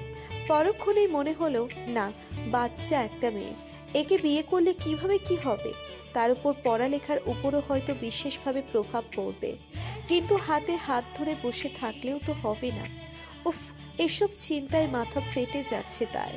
একে তো বিজনেস লস হচ্ছে দিন দিন, বহুত কাজ পড়ে আছে, তার উপর দিঘির এই ঝামেলা। সব কিছু কেমন এলোমেলো হয়ে যাচ্ছে। ভেতর থেকে একটা দীর্ঘশ্বাস বেরিয়ে এলো আবদ্ধের। কিছুক্ষণ দম মেরে বসে থেকে দিঘির দিকে তাকালো সে। মেয়েটার মুখমণ্ডল এক পলক দেখতেই তার সকল বেদনা, মন খারাপ চলে যায়। শান্ত শান্ত লাগে নিজেকে। না, সে কিছুতেই দিঘিকে নিজের থেকে আলাদা করতে দিবে না। বিজনেস আর দিঘির বরাবর দেখাশোনা করবে। এতে তার যত কঠিন পরিশ্রম করতে হবে সে করবে। তারপরও তার দিঘিকে চাই চাই ভেবেই মুচকি হাসলো আবদ্ধ। উঠে দাঁড়িয়ে দিঘির হাত ধরল। এভাবে হুট করে হাত ধরায় কিঞ্চিত অবাক হলো দিঘি। চোখে মুখে একরাশ প্রশ্ন নিয়ে আবদ্ধের দিকে তাকালো সে। সাথে সাথে আবদ্ধ বলে উঠল, বাইরে যাবি? রাস্তায় হাঁটবি? বিষম খেলো দিঘি। এত রাতে আবদ্ধের সাথে কিভাবে যাবে সে? তাছাড়া যদি মা বাবা জেগে যায়, তাকে রুমে না দেখলে তো কেলেঙ্কারি হয়ে যাবে। পরে আবার হয়তো তাকে মারবে। ভাবতেই অল্প ভয় পেল দিঘি। আমতা আমতা করে বলে উঠল, পারবো না আমি যেতে আপনার সাথে, মা বাবা দেখলে বকবেন। ট্রাস্ট মি, কে দেখবে না। প্লিজ আয় না পিচ্ছি। এই জ্যোৎস্না রাতে রাস্তায় হাতে হাত রেখে হাঁটবো। আমার যে ইচ্ছে করছে খুব। আবদ্ধের দিকে একবার তাকালো দিঘি। তার যাওয়া কি উচিত? হয়তো না, কিন্তু দিঘির কেন যেন যেতে ইচ্ছে করছে, খুব ইচ্ছে করছে। ধীর কণ্ঠে আবদ্ধকে বলল সে, চলুন। হালকা হাসলো আবদ্ধ। পরক্ষণে দুজনেই চুপি চুপি আগাতে লাগলো দরজার দিকে। সকালের মিষ্টি রোদে ঘুম ভেঙে গেল আমার। চোখ কচলাতে কচলাতে উঠে বসলাম আমি। পাশে তাকাতেই অবাক হলাম। নিচে বসে বিছানায় মাথা রেখে ঘুমিয়ে আছেন রেয়ান। তার এক হাত আমার এক হাত খুব শক্ত করে ধরে আছে। হাতটা ছাড়াতে নিলেই জেগে যায় উনি। মাথা উঁচু করে আমার দিকে একবার তাকিয়ে আবার নামিয়ে নেন। ঘুমো ঘুমো কণ্ঠে বলে ওঠেন, ঘুমা মরুভূমি, এখনো সকাল হয়নি। সাথে সাথে ঘড়ির দিকে তাকালাম। সকাল 10টা বাজে। এখনো কি সকাল হয়নি? তার উপর উনি এখন আমাকে তুমি বলে রেখেছেন। ভাবতেই কেন যেন রাগ হলো আমার। চেঁচিয়ে বলে উঠলাম, আপনি কোন সাহসে আমাকে তুমি বললেন?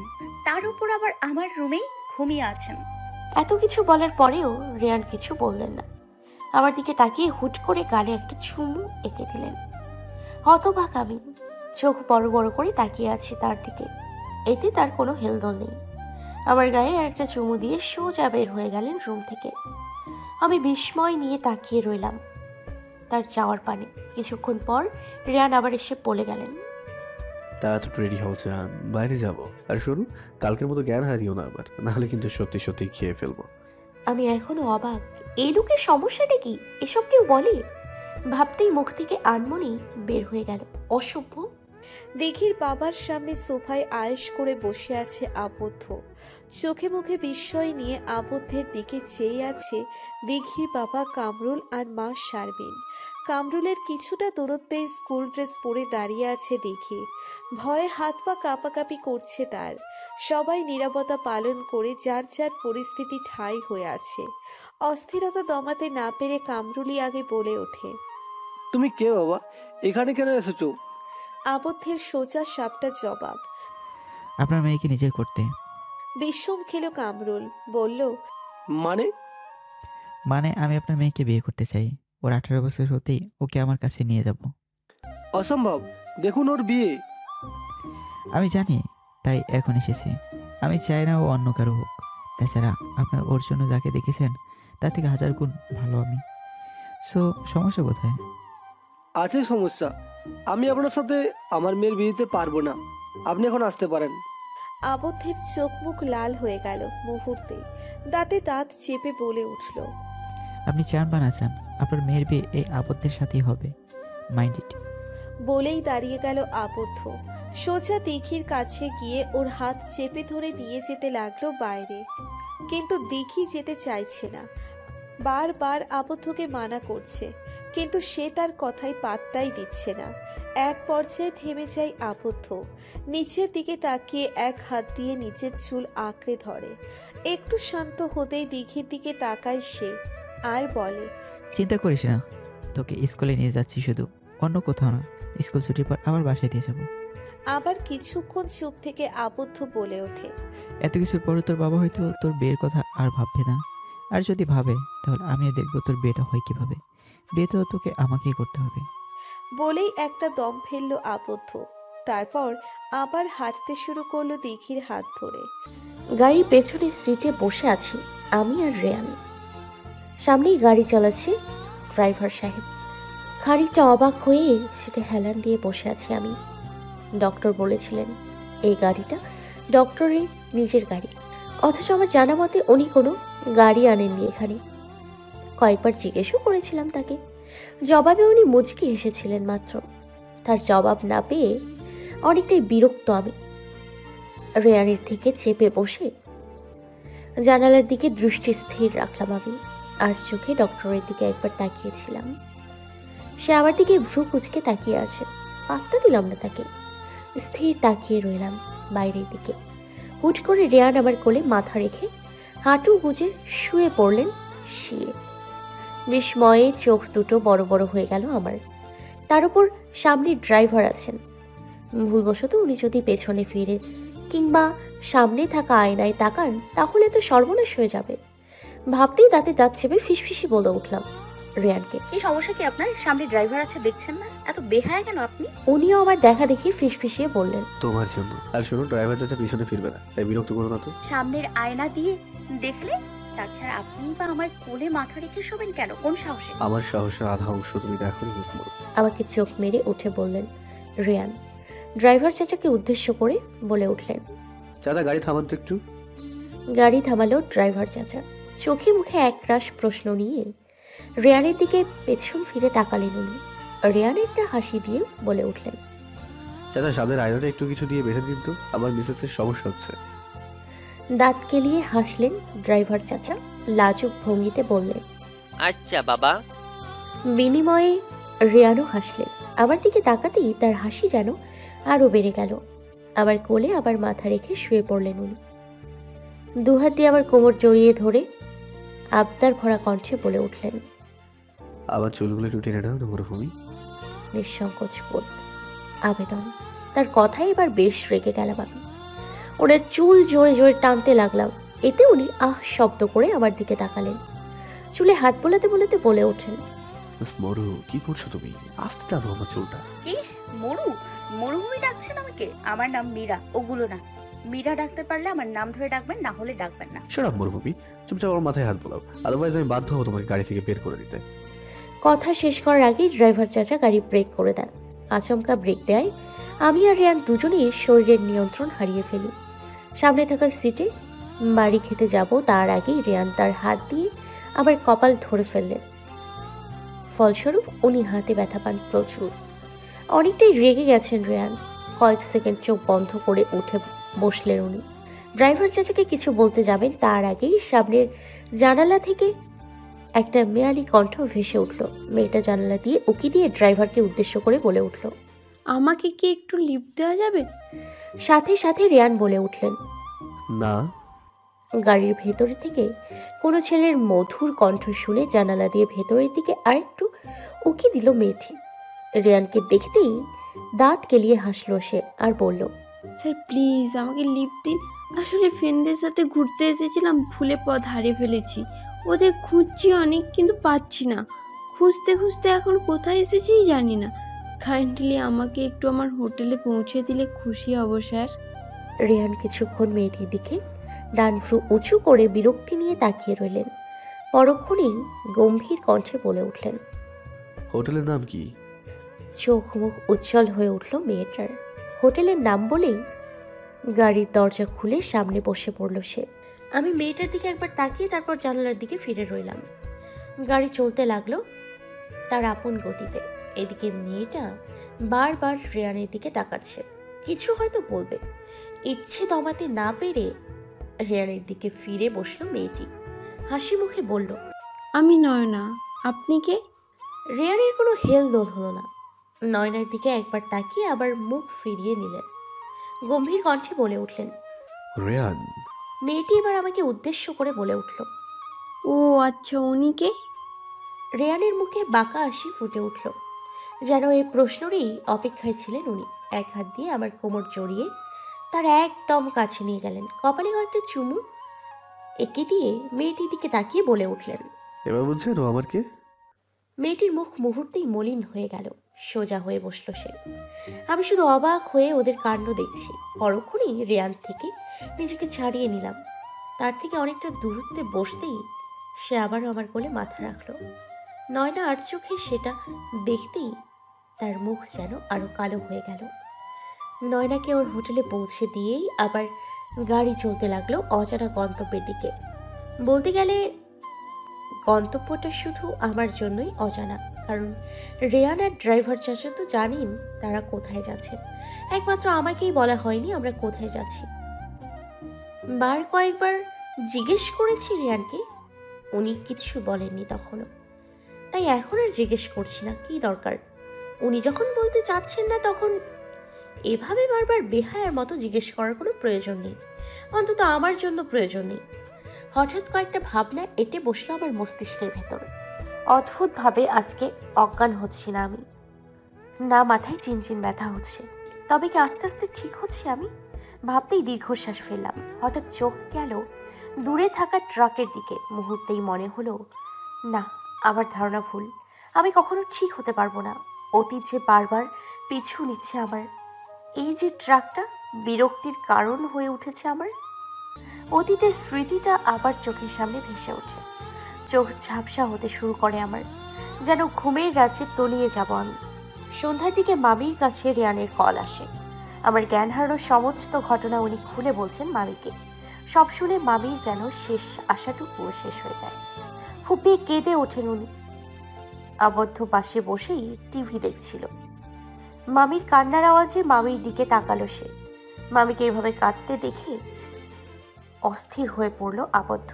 কি হয়েছে জিজ্ঞেস করতেই সব এক এক করে বললেন উনি। এবার আবদ্ধও যেন ভেঙে পড়ে। ছোটবেলা থেকেই ওর বেস্ট বোন নিরাপদ, সব সময় আদরের ভেতর রাখত তাকে। আপন বোন না হলেও আপন ভাইয়ের চেয়েও বেশি তাকে ভালোবাসে, সবসময় তার পাশে থাকতো। এখন আমার এই অবস্থা সেই আমার পাশে থাকতে পারছে না। ভাবতেই চোখে পানি চলে আসে আবদ্ধের। ইচ্ছে করছে মাকে জড়িয়ে ধরে কাঁদতে, কিন্তু আফসোস সেটা যে পারবে না সে। এতে মামি আরো ভেঙে পড়ে। কোনো রকম মামিকে সান্ত্বনা দিয়ে রুমে রেখে আসে মীরাকে। নিজে চলে যায় ছাদে। কেন যেন বড্ড একা একা লাগছে। দিঘির সাথে কথা বলতে ইচ্ছে করছে খুব, কিন্তু কিভাবে কথা বলবে? পরক্ষণেই মনে হলো সে তো আজকে দিঘিকে একটা ছোট্ট কিপ্যাড মোবাইল দিয়েছিল, যাতে দিঘির সাথে কথা বলতে পারে সে। ভাবতেই দিঘিকে কল দিল অবদ্ধ। প্রথমবারে কল ধরল না দিঘি। 3-4 বার কল দেওয়ার পর ফোন রিসিভ করে সে। সাথে সাথে আবদ্ধের কঠিন গলা ভেসে ওঠে দিঘির কানে। কি হলো, এতক্ষণ লাগে ফোন ধরতে? আসলে ওয়াশরুমে ছিলাম, সরি। আবদ্ধ দমে গেল, আমতা আমতা করে বলে উঠল, কিছু কি হয়েছে? আপনার গলা কেমন যেন শোনাচ্ছে। আচ্ছা তুই জানিস আমার একটা বড় বোন আছে? ওই দিন বলেছিলাম না খালাতো বোনের কথা? ওর মানসিক সমস্যা, কিছুতেই ঠিক হচ্ছে না জানিস। আমি না ওকে খুব ভালোবাসি, বোনটা আমার অনেক ভালো। ওই ছোট ভাইয়ের সকল আবদার পূরণ করতে মেরাবো। আর আজ তোর এই অবস্থায় আমি কি না তোর ভালোবাসার মূল্য তাকে একটু ঠিক করতে পারছি না। থেমে থেমে আবারও বলে উঠল আবদ্ধ, আমার খুব কষ্ট হচ্ছে রে পিচ্ছি। কি হয়েছে আপনার আপুর সাথে? আবদ্ধ একটা দীর্ঘশ্বাস ফেলে বলল, একদিন মেরাপু খালা আর খালুকে নিয়ে শপিংয়ে যাওয়ার খুব বায়না করে, ফলে তারাও রাজি হয়ে যায়। শপিং মল থেকে আসার সময় মেরাপু দোকান থেকে কি যেন কিনেছিল, তাই খালা আর খালুকে বলে গাড়িতে বসতে। সো আসতে একটু পর খালার খালু তাই করে। শপিং মলের সামনে অনেক বড় গাড়ি রাখা ছিল, তাই মলের অন্য পাশ দিয়ে গাড়ি পার্ক করা ছিল তাদের। গাড়ির কাছে যাওয়ার সময় একটা ট্রাক ওদের দুজনকে মেরে দেয়। এদিকে মেরাপু একটা বিকট আওয়াজ শুনে পিছন ফিরে তাকান, সাথে সাথে তার হাত থেকে শপিং ব্যাগগুলো পড়ে যায়। রাস্তায় একদম মাঝখানে পড়ে থাকা খালা আর খালু নিথ রক্তাক্ত দেহ পড়েছিল। মেরাপু দৌড়ে সেখানে গিয়ে বসে পড়েন। মা বাবা কীভাবে দেখে তার হিতাহিত জ্ঞান প্রায় শূন্য, কী করবে বুঝতে পারছিল না। ততক্ষণে ট্রাকটাও অনেক দূরে চলে গিয়েছিল, আর মানুষের ভিড়ও জমে যায় তাদের চারপাশে। মেরাপু চিলে চিলে বলছিল একটু সাহায্য করার জন্য, কিন্তু কেউ এগিয়ে আসেনি। তাদের ধারণা এটা পুলিশ কেস, পুলিশ ছাড়া অন্য কেউ কিছু করতে পারবে না তারা। একসময় আপু জ্ঞান হারিয়ে ফেলে, তারপর থেকে ঘর থেকে বের হয় না। মানুষের প্রতি এক ভয়ঙ্কর ঘৃণা তৈরি হয়ে যায় মেরাপুর। এখন সেটারই চিকিৎসা চলছে। আপনাকে এগুলা কে বলেছে? মেরাপু? ও, চিন্তা করবেন না, আল্লাহ সব ঠিক করে দিবেন। একটা দীর্ঘশ্বাস ফেললো দেখি। আবদ্ধ মানুষটা আসলেই অনেক ভালো, বোনকে কতই না ভালোবাসে সে। আচ্ছা, আবদ্ধ তাকে কতটা ভালোবাসে? হয়তো অনেক। দিঘির কোনো সারা শব্দ না পেয়ে আবদ্ধ বলল, কি হয়েছে, মন খারাপ? না। ও আচ্ছা, স্কুল থেকে বাসায় আসার পর তোর মা বাবা কিছু বলেছিল? দেখি এবার কি বলবে আবদ্ধকে। তাকে যে তার মা বাবা অনেক মেরেছে এই কথা তো আবদ্ধকে বলা যাবে না। আবদ্ধ তো কেলেঙ্কারি বাঁধিয়ে দেবে, তার চেয়ে মিথ্যে বলবে সে। না, কিছু করেনি বাবা মা। সত্যি তো? হুম। আচ্ছা তাহলে রাখি, কালকে তাহলে নিয়ে আসবো তোকে। আচ্ছা। ফোন কেটে দিল আবদ্ধ। এদিকে দিঘি পড়ল মস্ত বড় এক চিন্তায়। তার শরীরে যে মারের দাগ স্পষ্ট, কিভাবে আবদ্ধ তাকে এই দাগগুলো লুকাবে সে? অগ্নি দৃষ্টিতে তাকিয়ে হাতে বেত নিয়ে বসে আছে আবদ্ধ। আবদ্ধের ঠিক সামনে কাচুমাচু করে বসে আছে দিঘি। কান্না পাচ্ছে তার, খুব কান্না। আবদ্ধ এভাবে তাকে সায়স্তা করতে উঠে পড়ে লাগবে সেটা কখনো ভাবেনি দিঘি। কালকে তো তার বাবা তাকে মেরেছে, আজকে হয়তো আবদ্ধ মারবে। ভাবতেই গলা শুকিয়ে গেল দিঘির। করুণ চোখে একবার আবদ্ধকে দেখছে, তো একবার বেতটাকে। হঠাৎ আবদ্ধ গর্জে ওঠে, তোকে কালকে রাতে জিজ্ঞেস করেছিলাম না তোর মা বাবা তোকে কিছু করেছে কিনা? তুই আমাকে মিথ্যা কথা বলিস কোন সাহসে? আবদ্ধের এরূপ ধমকে কেঁপে ওঠে দিঘি। কান্না মিশ্রিত কণ্ঠে বলে ওঠে, সরি। রাগ যেন আরো বেড়ে গেল আবদ্ধর। আবারও জোরে থমকে ওঠে সে। তোর সাহস দেখে আমি হতবাক। ওর নামে আমার সামনে আসি যেন আমি তোর শরীরের দাগগুলো না দেখতে পাই। এসব ফালতু আইডিয়া কোত্থেকে আসে তোর মাথায়? হ্যাঁ, আবদ্ধের ধমকে বারবার কেঁপে উঠছে দেখি। তার যে খুব ভয় করছে আবদ্ধকে দেখে। আবদ্ধের এমন রূপ সে কখনো দেখেনি। সে কি এখন তাকে মারবে বেতটা দিয়ে? ভাবতেই ভ্যা করে কেটে দিল দিঘি। এমনটা করায় চোখ ছোট ছোট করে দিঘির দিকে কিছুক্ষণ তাকিয়ে রইল আবদ্ধ। পরক্ষণেই হাতের বেতটা দুমড়ে মুচড়ে ছুঁড়ে ফেলে দিল সে। দিঘি এখনো ভয় কাঁপছে। আবদ্ধ একটা দীর্ঘশ্বাস ফেলে দিঘির এক হাত শক্ত করে ধরে টেনে নিয়ে যায় বাড়ির দিকে। গাড়িতে বসতেই আবদ্ধ কি যেন বিড়বিড় করতে করতে দিঘির সিট বেল্ট লাগিয়ে দিতে শুরু করে। দিঘির খানিকটা কাছে যেতেই তার কানে বাড়ি লাগে আবদ্ধের বিড়বিড় করে বলা কথাগুলো। ফাজিল মেয়ে কোথাকার, আর একটু বড় ক্ষতি হলে কি হতো তোর? এখন আমাকে অপেক্ষা করতে হবে তোকে বিয়ে করে উঠিয়ে নেওয়া যাওয়ার। কিন্তু যাই হোক, ওই জানোয়ারদের কাছে রাখবো না তোকে, উঠিয়ে নিয়ে যাব, দরকার হলে নিজের কাছে রাখবো। বিয়ে না হওয়া পর্যন্ত মার রুমে থাকবি, বিয়ের পর আমার। আর কিছু শুনতে পেল না দিঘি। এর আগে আবদ্ধ সোজা হয়ে বসে পড়ল। চোখ মুখ শক্ত করে বিড়বিড় করা অবস্থায় গাড়ি স্টার্ট দিল সে। ঘুম ভাঙতেই মাথার ভেতর তীব্র ব্যথা অনুভব করলাম আমি। চোখ খুলে তাকাতেই নিজেকে নিজের রুমে আবিষ্কার করলাম। কিন্তু এটা কিভাবে সম্ভব? আমি তো রেয়ানের সাথে রাঙামাটি ছিলাম। ভাবতেই চোখ কচলে আবার চারদিকে তাকালাম। না, এটা তো আমার রুমেই, মানে আমি মামির বাসায়। কিন্তু কখন এলাম এখানে? আমার ভাবনার মাঝেই রুমের দরজা খুলে কেউ ভেতরে ঢুকে পড়ল। সামনে তাকাতেই দেখলাম মামি। তার পেছনে প্যান্টের পকেটে হাত রেখে মুচকি মুচকি হাসি নিয়ে দাঁড়িয়ে আছেন রেয়ান। আপাতত তার দিকে পাত্তা দিলাম না আমি। মামির দিকে করুণ দৃষ্টিতে তাকিয়ে আছে শুধু। মুখে হাসি থাকলেও মামির মুখটাই কেমন চিন্তিত চিন্তিত ভাব, চোখে পানি। আমার কাছে এসে পরম মমতায় আগলে ধরলেন উনি। আমিও শক্ত করে জড়িয়ে ধরলাম তাকে। কতদিন পর দেখা হলো তার সাথে। চোখে পানি চলে এসছে আপনা আপনি। ইচ্ছে করছে মামিকে জড়িয়ে ধরে কান্না করতে, খুব করে কান্না করতে। ইচ্ছেটা দমিয়ে রাখতে না পেরে জোরে জোরে কেঁদে দিলাম আমি, সাথে মামিও। পেছন থেকে আমাদের এই দৃশ্য মুগ্ধ নয়নে দেখছেন রিয়া। তার মুখে হাসি। প্রায় অনেকক্ষণ পর মামি আর আমি স্বাভাবিক অবস্থায় ফিরে এলাম। উনি আবার মাথায় হাত বুলিয়ে বলে উঠলেন, নাস্তা কোথায় খাবি? নিচে চল। রুমে খাই। মামি একটা দীর্ঘশ্বাস ফেলে বললেন, আর কতদিন এইভাবে রুমবন্দি হয়ে থাকবি মা? নিচে এসে খেয়ে যা, ভালো লাগবে। আচ্ছা তুমি যাও, আমি আসছি। মামি আবারও আমার মাথায় হাত বুলিয়ে দিলেন, তারপর চলে গেলেন নিচে। এদিকে মামি যেতেই রেয়ান আবার সামনে এসে দাঁড়ান। মুখে বাঁকা হাসি ফুটিয়ে বলে ওঠে, ইস, কান্না করে মুখের কি অবস্থা করেছে। আমি তো পুরোই প্রেমে পড়ে যাচ্ছি তোমার, একেবারে পেতনির মতো লাগছে তোমাকে। তার কথা শুনে রাগ হলো আমার। ঝাঁঝালো কণ্ঠে বলে উঠলাম, আপনি একটা পাগল ডক্টর। আপনার সবকিছু আমার বিরক্ত লাগে। সো প্লিজ আমার সাথে কথা বলবেন না দয়া করে। সেটা বড়ু, তুমি বললে আমি তোমার সাথে কথা বলা বন্ধ করবো না, উল্টা আরো বেশি করে বলবো। আপনার মতো বেহায়ার লোক তো এটাই পারবে। ও রিয়েলি? আমি বেহায়া? তাহলে তো এই বেহায়াপনা দেখাতেই হয়, কি বলো? বলেই এক কদম আমার দিকে এগিয়ে এলেন উনি। সাথে সাথে আমি বলে উঠলাম, দেখুন আমার কাছে আসবেন না, না হলে কিন্তু। রিয়ান ভ্রু কুচকে তাকিয়ে বললেন, কিন্তু কি চুমু দেবে আমায়? দিতেও পারি, বলা তো চায় না। চোখ ছোট ছোট করে আমার দিকে কিছুক্ষণ তাকিয়ে থেকে জোরে জোরে হেসে উঠলেন রিয়ান। আমার কথা হয়তো বিশ্বাস হচ্ছে না তার। ভেবেছিলাম হয়তো আমি এমনটা করব না, কিন্তু তাকে ভুল প্রমাণ করে আমি বিছানা থেকে নেমে দাঁড়ালাম। রিয়ানের কাছে গিয়ে ওনার কলার টেনে ধরলাম। তার পায়ের উপর পা রেখে মুখটা একটু এগিয়ে জোরে সরে কামড় দিলাম ওনার নাকে, আমাকে আর পায়কে। ওনাকে রেখে দিলাম এক দৌড়। আপাতত এই ডক্টর থেকে পিছু ছোটাতে হবে আমার। এদিকে রিয়ান চোখ বড় বড় করে তাকিয়ে আছেন। এটাও কি হওয়ার কথা ছিল তার সাথে? ভাবতেই হাসলো সে। নাকে হাত বোলাতে বোলাতে আনমনেই বলে উঠলেন, জঙ্গলি বিল্লি একটা, রাতে খবর দেবো তোমার, তখন দেখবো কিভাবে পালাও। ভয়ে মুখ শুকিয়ে গেছে কামরুলের।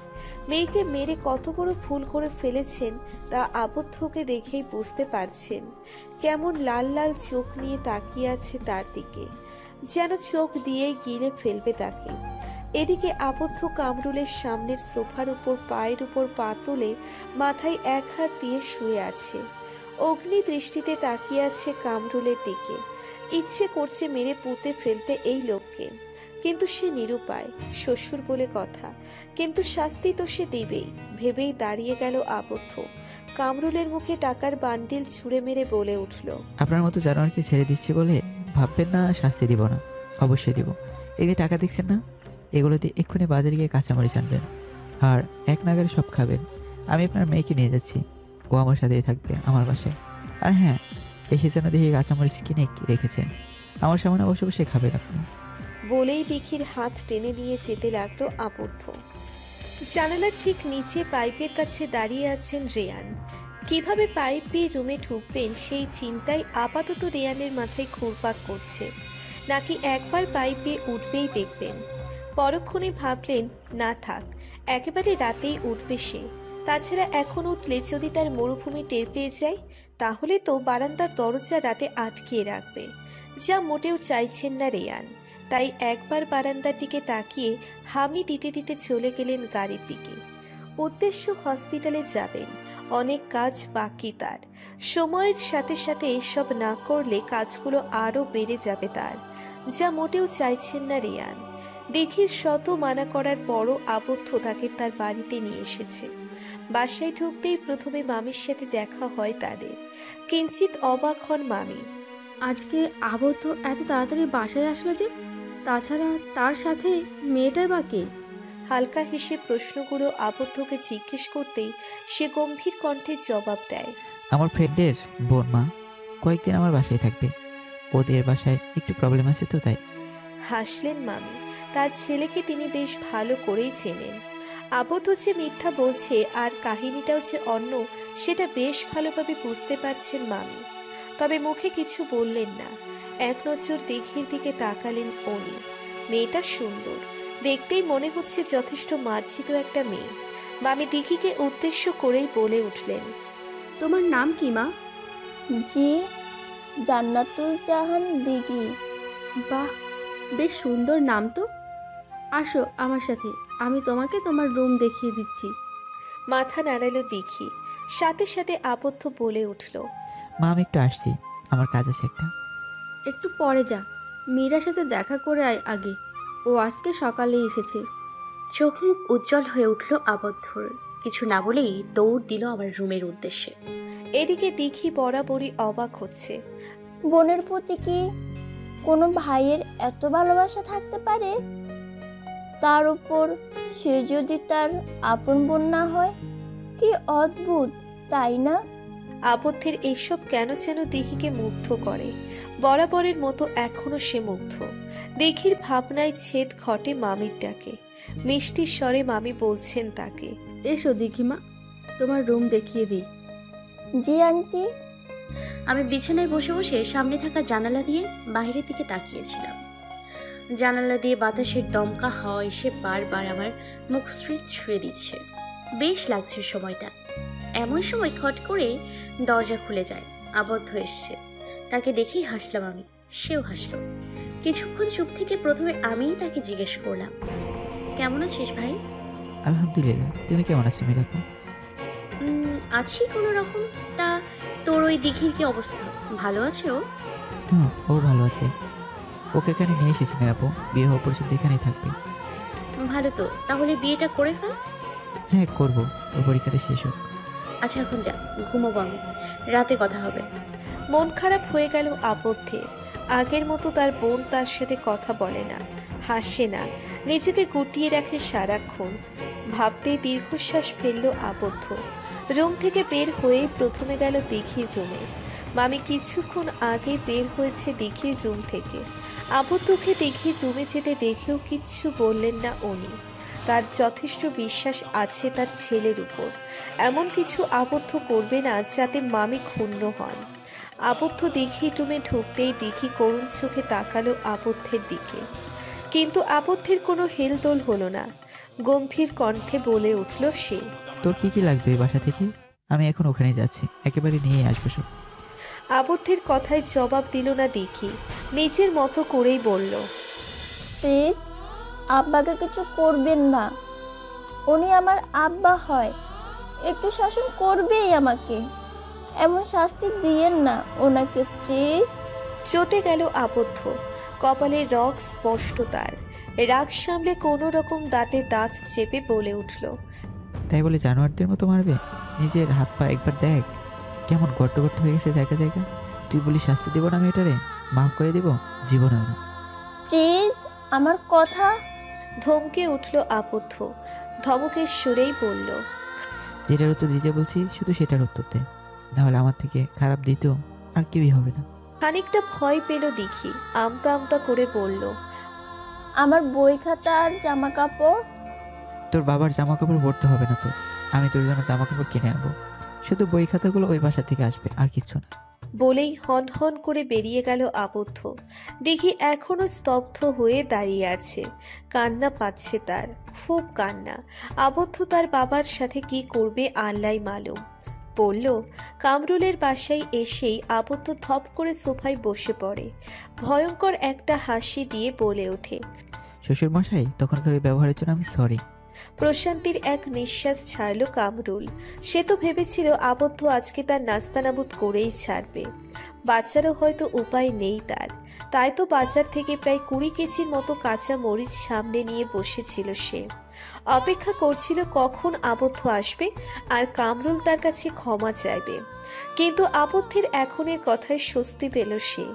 দাঁত কেলিয়ে বলল, কোনো সমস্যা নেই বাবা, আমি তোমাকে মাফ করছি। আবদ্ধ হাসলো আর বলল, থ্যাঙ্কস শ্বশুর মশাই, তাহলে এখন মরিচ খাওয়া শুরু করেন, সব খেতে হবে কিন্তু আপনার। বলেই সেই ভয়ঙ্কর হাসিটা আবার হাসলো আবদ্ধ। এদিকে কামরুলের অবস্থা তো না বললেই নয়, তার যেন কয়েক মিনিটের জন্য শ্বাস আটকে গেছে। সাথে কামরুলের স্ত্রীরও। প্রায় আধা ঘন্টা চুপ করে বসে থাকার পর আবদ্ধের ধমক খেয়ে মরিচ খাওয়া শুরু করলো কামরুল। 10টা মরিচ খাওয়ার পরই সে পানি পানি করে চিল্লিয়ে উঠল। আর খাওয়া সম্ভব না তার পক্ষে। 20 কেজি মরিচ সে কিভাবে শেষ করবে? আবদ্ধ গম্ভীর ভাব নিয়ে কামরুলের পানি খাওয়াটা দেখল মাত্র, পরক্ষণে বলে উঠল, জান আপনার জন্য শাস্তিটা কমিয়ে দিলাম, আফটার অল শ্বশুর বলে কথা। এতটুকু বলে থামলো আবদ্ধ, তারপর আবার বলল, প্রতিদিন 10 টাকার মরিচ খাবেন, 20 কেজি মরিচ শেষ না হওয়া পর্যন্ত, তাও আমার সামনে।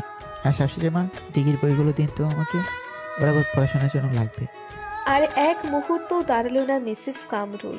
দৌড়ে গিয়ে রুমে চলে গেলেন বই আনতে। আবদ্ধকে বই দিয়েই যেন সে দায়ী মুক্ত। বই হাতে নিয়েই দাঁড়িয়ে পড়ে আবদ্ধ। কামরুলের দিকে তাকিয়ে হেসে বলে ওঠে, সি ইউ শ্বশুর মশাই, কালকে আবার দেখা হবে। তারপর চলে গেল নিজ গন্তব্যে। এই ভিডিওটি যদি আপনাদের ভালো লাগে তাহলে অবশ্যই লাইক করবেন ও আপনাদের মূল্যবান মতামতটি কমেন্ট করে জানাবেন। আর এরকম ভালোবাসার ভিডিওগুলি দেখার জন্য আমাদের চ্যানেলটি সাবস্ক্রাইব করে আমাদের সাথে থাকুন।